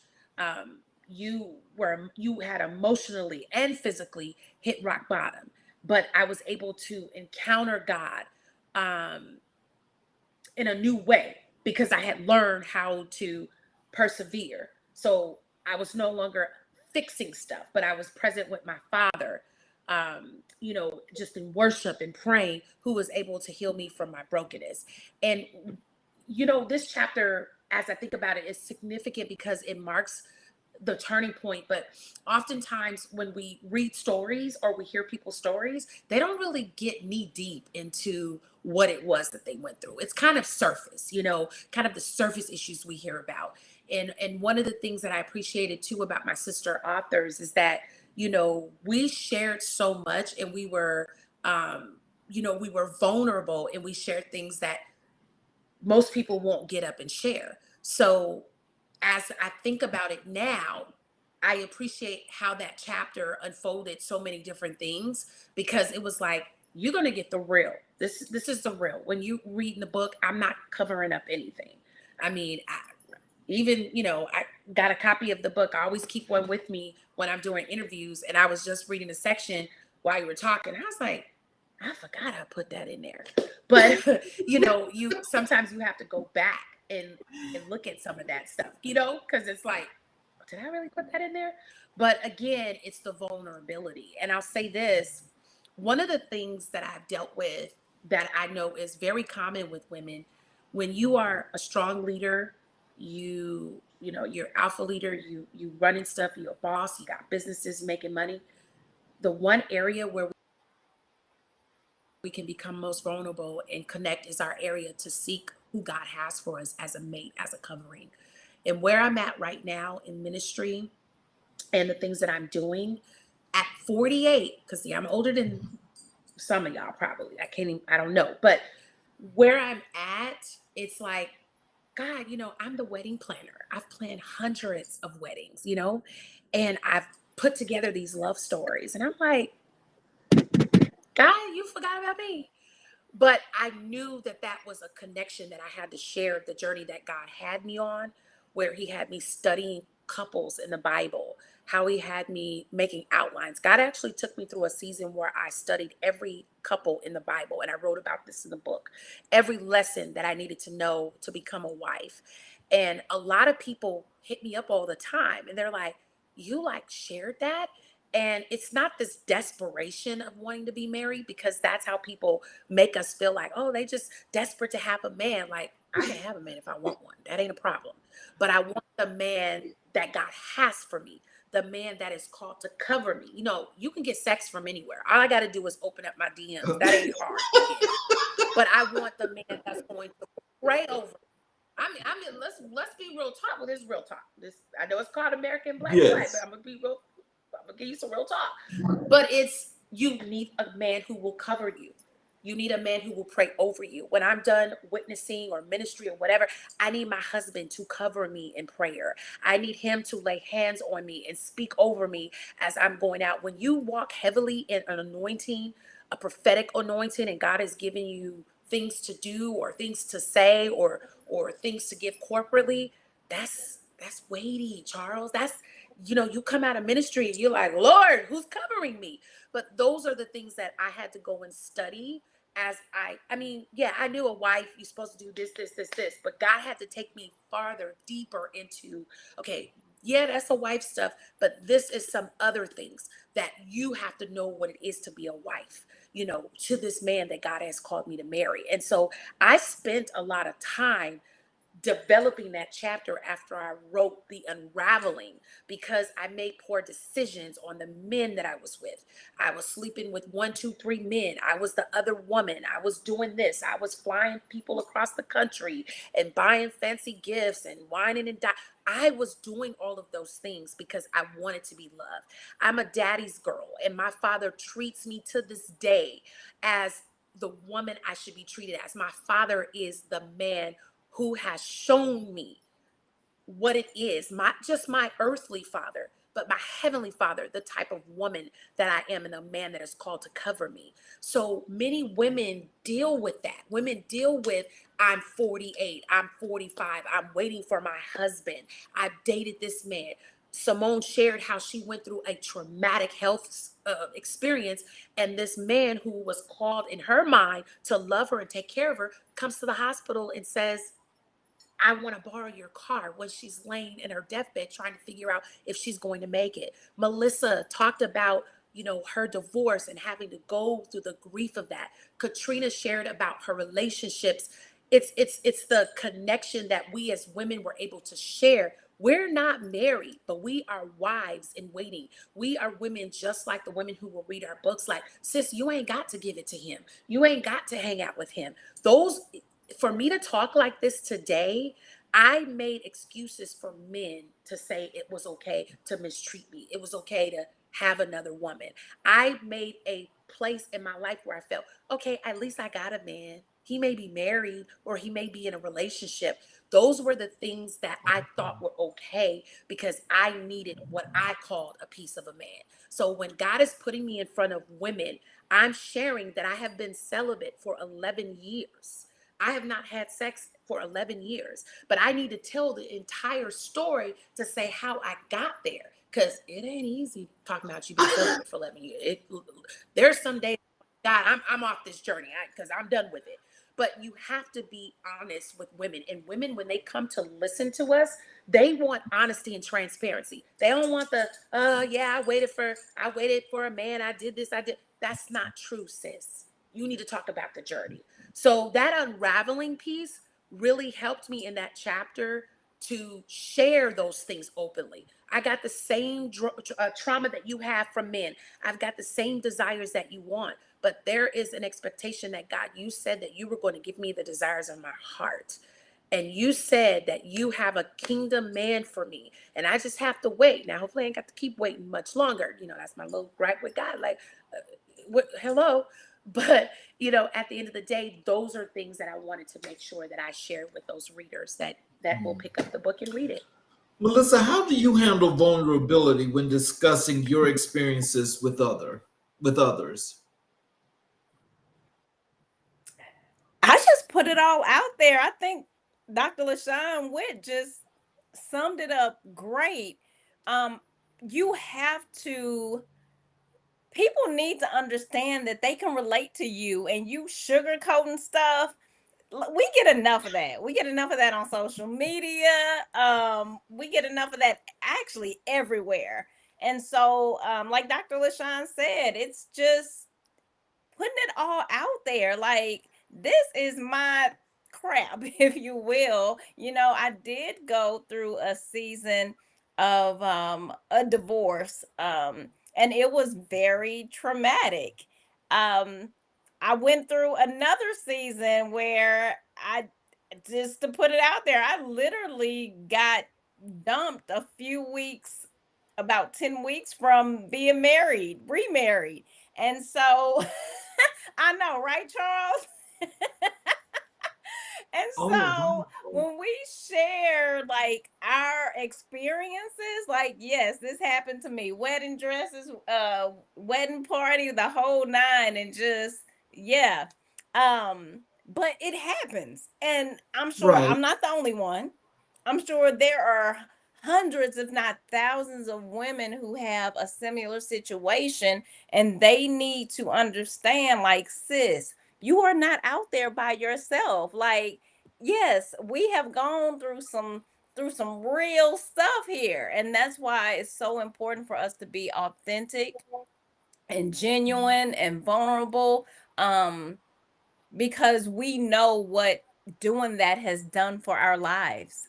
Like, there was a time where I could be like, okay, I'm done. I'm done dating. I'm done. You know, I'm cool. I'm cool. I'm blessed. I'm just gonna live my life, do me. But that's not my heart's desire. But after going through a horrible divorce, and then uh weeks from thinking I was about to remarry and that not happening, some people would be like, oh, I'm done. Matter of fact, I have a childhood friend that was like, oh, I would be so done, but I'm not. And it's only because I'm healed, and now I don't look at those seasons um like they were lessons. That's how I look at it. And I don't think we ever lose if we learn. And I've learned from all of those experiences. I've learned, okay, in dating, don't like that, may not be a life partner. So let's just cut that. Like, you cool, I'm cool, but you're not for me. And I think what we do sometimes in our polluted minds, or our just stuff we haven't dealt with, we'll be like, oh, I know he or she does that, but you know what, we like make these excuses. No, stop. Or, you know, you want somebody who tall, and then but you meet somebody who may be 5'5", but you be like, but he nice, he got a great career. Sis, you don't like short people. Why are you even gonna put yourself through that if you're not attracted to him? If you want tall, but then now you gonna get on your knees and be looking at your boy because he's so short. Like, stop. We I'm just saying, Charles, we do that. Like, this is real. This stuff is happening. Oh, I'm like, sis, he 5'5". You like 6'1" or taller. I know he you, nice. But he need to be nice for somebody else but who you likes know, short but men. so just in saying that though, because there are a lot of women that I guess they go through what they say is the compromise. So, what do you think Mhm. make them do that compromise when they know that's not what they want? I believe it's because we truly don't, and I'm going to speak from a biblical perspective. I believe we truly don't believe God said what he Mm. said. Like, literally, I spoke at a church, not to, it was the end of last year, and I remember saying, I have not seen so many believing unbelievers. And what I mean is, We will go to church. We'll listen to pastors preach. We'll take notes. We got 4 pages of notes when we leave. We gonna amen and shanana and then leave and do the same thing. It doesn't make sense. And so we have to believe that God said what he said. So if you really believe that, like, stop settling. Just know it's not your time yet, and it's all good. So that's how I look at dating now. Like, it doesn't mean that man is bad. That just may mean that that man is not compatible with Melissa, and that's okay. And we need to, like, stop settling when we know that's not what we want. Maybe the divorce rate would go down if we stop doing that. Oh, you know what? You hit on a whole bunch of truths just then. In closing, I'd like to have each of you give a closing statement. For our audience, some words of wisdom, some encouragement, some things about where they can find your book. Just whatever you'd like for them to know. Let's start with you, Melissa. Let's see. Something I can leave for the people. I would say, if I could leave anything with you, it would be to, I'm gonna say a lot. I was gonna choose a few words. Start today and do it afraid. And what I mean by that is, I don't think you're ever really ready to say, you know what, I'm ready to deal with my crap. I'm ready to, like, it's not pretty. I know we probably make it look like it is, but it's not. Um, there were many days and nights where I cried because it does hurt. And even I don't remember exactly how you put this, Dr. Washington, but I think she said something like, especially in the church, sometimes we think we shouldn't feel. And that is, I don't know where people get these mistruths from, because even when Jesus realized it was his time to be crucified, like, he felt that. Like, it is in the word. He said, my God, like, if you can, please take this cup away from me. But then he said, nevertheless, not my will, but yours be done. And so I will say, like, start today. Start today on your healing journey. Do it afraid. Even if you're afraid, do it, because I'm telling you, it's so much better on this side. It's so much better on the healing side. Start doing your due diligence. Find a therapist, and if you find one that you don't feel like you all are compatible, find another one. Going to therapy is like dating. I think I went through 3 before I was like, okay, I can relate to this sister right here. So, but you have to take the steps. Get you I'm gonna say, I call it a board. I sit on a lot of boards for companies. Get you a board of people that's gonna be honest with you, not just food. I'm gonna say food fuzz you, meaning, just gonna tell you what you want to hear. Like, I had some people that was like, yeah, Melissa, that, like, your stuff stank, and when you do this, that stinks. So get you, surround yourself with people who are gonna tell you in love things that you can work on. But do it, and do it afraid, and start today. Dr. Washington. My word of advice is to just keep the faith, and just remember that whatever it is you're going through, there is another side to get through, that you will get through it.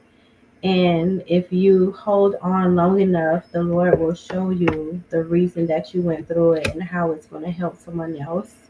And it becomes the best of all things in your life. And so just keep it. It's not easy, but like Melissa said, build your community of people that will help you through, who will encourage you, speak positive words over you. It matters who's in your circle. It matters to the success of you getting through the things that you're going through. And so be intentional about your circle, be faithful, Um, Cling to the word and what it says. It will be your daily inspiration, your daily motivation, and look for the best of all things in every day of your life. Because if that's what you're looking for, then that's what you will find in each day. Dr. Witt.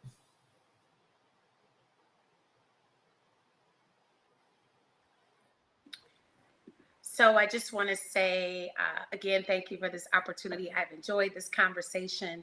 To every woman that will listen, or every brother that may share with a woman in her life, whether you're surviving silently or boldly thriving, I want you to know you are not alone and you are not forgotten. There is purpose in your pain. That's why we've been talking about this afternoon. Empower in your process. Sometimes God allows the breaking so He can rebuild you into something even more beautiful. What felt like, the end was really a divine invitation to begin again. God always places something on my heart. I want to share the simple phrase: "You are still her." You are still called, you're still chosen, you're still destined for greatness. Don't let the mess that you've walked through convince you that your value has diminished. In fact, the very thing that the enemy tried to use to break you, God is going to use it to bless others through you. And I mark my word on that. I want to say my sisters didn't share their social media. Melissa is I am Melissa Jones.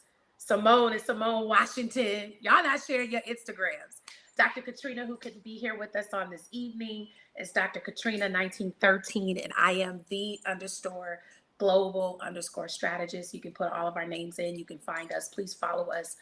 Please let us know what you thought. If our stories touched you, we want to connect with you. We encourage you to start writing your own story, whoever you are that are listening, not just with a pen, but with your decisions, your healing, and your truth. And you owe it to yourself to be whole and not just functional. We're here for you. Get our books, get one of our books, two of our books, three of our books, or all four, whatever your heart so desires. We are not done with this journey as God continues to elevate us each individually as well as within our family of Authors in Bloom. We just, again, want to connect with those who are listening. And I am the global strategist, Dr. LaShawn. You can just put me in and find me. My books are on Apple Books. They're on Amazon. They're on my website, drlashawnDeniseWitt.com. So let this moment be a reminder that you're divinely made, intentionally positioned, and absolutely equipped to rise. Now, I just made that up, so I ain't gonna remember what I said. So keep believing, keep healing, and above all, keep becoming. And thank you, Dr. LaShawn. Real quick, I totally forgot. And check me out on iHeartRadio. I'm on 14 different cities. So look, hopefully I'm in your city. So yeah, check me out on iHeartRadio. Yeah, and hopefully we can connect there too. So thanks, Dr. LaShawn. Again, my IG is I am Melissa Jones. Well, I want to thank you ladies for being here because this was truly actually, so this was my very first themed show, and it could not have been a better show. I hope that all is well. Awesome. With Dr. Elliott, and I hope that she gets a chance to watch the show. But I want to thank you all because you guys do matter. Your stories matter, and I know that there are an enormous amount of people that definitely can get meaning from what the words that you guys dropped today. It really there's a lot of passion to that, and I will say for myself is that when I just see it don't matter if it's male or female, but when we're doing the things that we need to do and we can do them as best as possible, but we also have that meaning and purpose, that's what actually makes me feel so much more happy and satisfied. You guys truly exemplified what America in Black and White is about, because we definitely try to target our communities and build our communities. and you guys have helped an enormous amount with that. I want to tell you, and I want to be first to tell you, thank you so much.